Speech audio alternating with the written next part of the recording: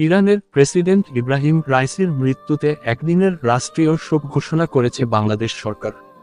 আগামী বৃহস্পতিবার 23 মে এই শোক পালন করা হবে। এ উপলক্ষে বৃহস্পতিবার বাংলাদেশের সব সরকারি, আধা সরকারি ও স্বায়ত্তশাসিত প্রতিষ্ঠানের এবং শিক্ষা প্রতিষ্ঠান সহ সব সরকারি ও বেসরকারি ভবন এবং বিদেশস্থ বাংলাদেশ মিশনসমূহে জাতীয় পতাকা অর্ধনমিত থাকবে।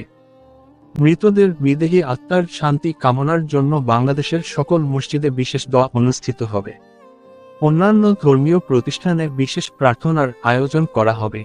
রবিবার এখন এখানে প্রশ্ন জাগে, এটা কি দুর্ঘটনায় নাকি পরিকল্পিত প্ল্যান আমেরিকার? এই বিষয়ে আপনাদের মূল্যবান মতামত জানাবেন। ফিলিস্তিনের উপর যখন হামলা করা হয় তখন মুসলমান রাষ্ট্র হিসেবে ইরান তার মোকাবেলা করে। সত্যি তার মতো প্রেসিডেন্ট যদি প্রত্যেকটা মুসলিম দেশে থাকতো তাহলে ফিলিস্তিনের মুসলমানরা আরও আগে মুক্তি পেত।